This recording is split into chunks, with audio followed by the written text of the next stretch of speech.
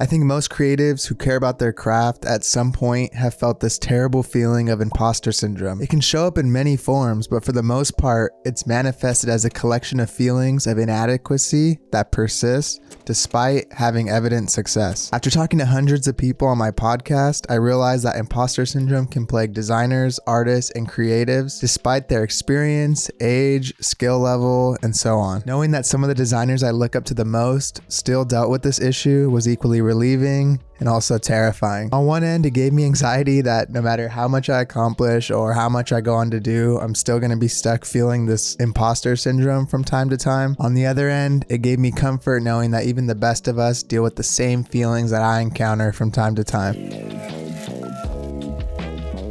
My imposter syndrome seems to creep its head in an array of different ways, but I'll just stick to 5 of them for now. The first one is this feeling of being both a content creator and a designer versus just being a solely respected designer among my peers. Sometimes I get a little bit self-conscious around that idea that I'm only becoming, more known and getting more opportunities as a designer because of this content stuff. And I love doing it and I love making videos. And I think that definitely the grass is always greener. And there's times where I'm sure if I was only just working on design work, I would miss this and want to do more stuff like this because I have free time a lot when I'm in my freelance career. And so at the end of the day, I don't think it's solely like a warranted feeling. However, I do sometimes feel like I look at these other designers that I really look up to and they're just killing it, only working on like the best projects, and they don't work on any videos or things like that. And to game the YouTube algorithm, you got to be making those dumb YouTube faces and stuff like that. And I think sometimes I have a worry that some of the designers and art directors that I really look up to may, look down on that. And maybe that's a pretentiousness standpoint from their eyes, and maybe it's just me projecting that onto other people and they think that the content stuff is cool. Who knows, really? At the end of the day, I hope that both the content creation side of being a designer in my practice and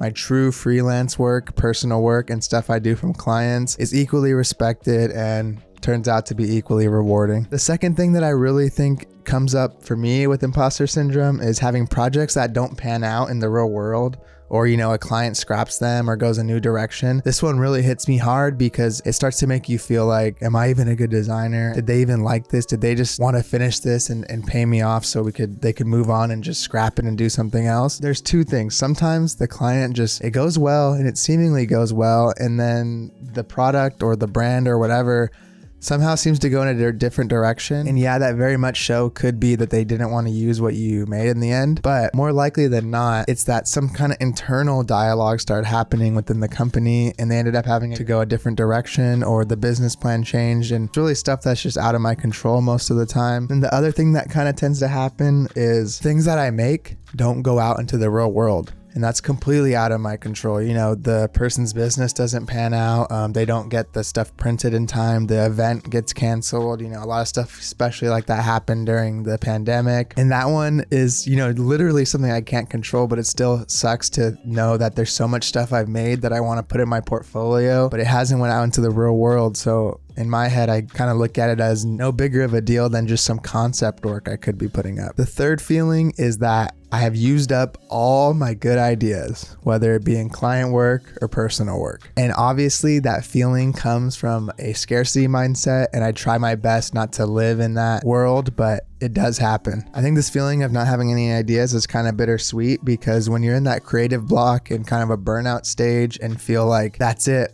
I did everything I could, I've already created my best work, I don't even know what else I'm going to do anymore. That feeling does suck. But on the other hand, when you are in that super creative momentum and flow and energy, I feel like that feeling is just as strong, and you think, I'm going to make stuff forever. I have so many ideas, I can't even contain them. So I think that's just human nature, is some of the bad stuff is there for us to learn and, feel bad about. So that way, when we're in the good times, things are pushing, we're keeping it moving, and overall, we're having that creative and artistic momentum. No doubt though, that feeling definitely does suck. I've had, maybe 5 big spouts of this over the past year where I'm really burnt out and I'm making stuff in Illustrator or Photoshop or even just thinking of ideas. And it really does feel like I've done all I can do. I can't even think of a poster to do on Instagram, or starting a new big client project and you're just hit with that wall.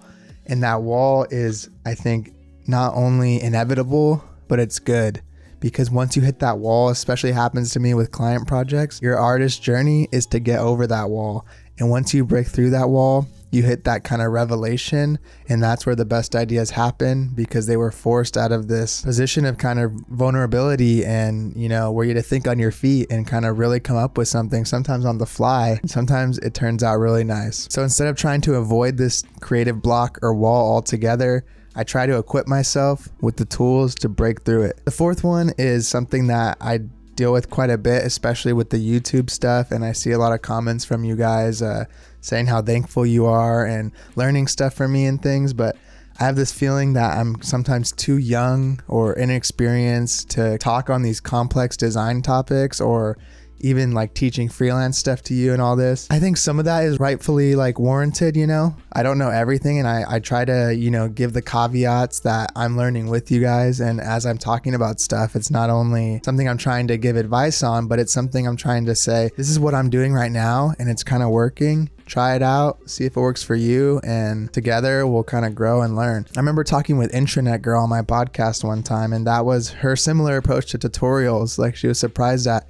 how much they blew up, and it kind of gave them imposter syndrome, because they're like, I'm still learning Blender, you know, I'm still learning these things. I'm learning with you. I'm not the master. And that's kind of how I feel about talking about design, creativity, freelance, art, anything like that. And I just think the imposter syndrome at the end of the day with this comes off of, I don't want to be seen as someone who thinks that they know everything. I want you to know that we're learning together and just trying to make this time of being a designer the best possible. The last thing that brings me imposter syndrome kind of goes with the first one, and it's being worried that as my content grows, people will only come to me for my platform or my audience rather than my design voice and aesthetic. And yeah, it's a double-edged sword, because I obviously want to grow this audience. I love making videos and I love making content for all of you. And I think it's awesome that I'm able to use this as a discoverability channel for clients and get more work. But I am afraid sometimes that as that grows, maybe people will only want to work for me to reach you guys, or to reach the audience, or to use my platform,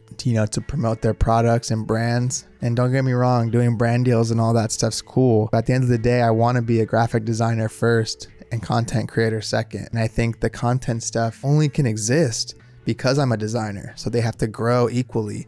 And I want people to come to me because they like my aesthetic and they like my, you know, design voice, and they really want to have me put something out into the world. And there's been projects I've done where I felt like they wanted Jesse, you know, they wanted me as a designer to create their thing, and they love the style and approach I came to it. And I've had other times where I work on something and they just wanted a set of hands to work the tools. They just wanted a designer, anyone. So hopefully my design chops continue to grow parallel with the content, so I have this feeling less and less. The good thing is, at the end of the day, many of these negative feelings that jam their way into my head are fleeting. And despite these feelings, I continue to keep it moving and push on as a designer. Also, thinking about all the things that have happened and things I went through growing up all the way till now, if these are some of the biggest problems on my plate right now, then I'm pretty grateful. I hope you enjoyed this video. I would love to hear some of your thoughts and experiences on imposter syndrome in the comments. Much love, and I'll see you next time. Peace.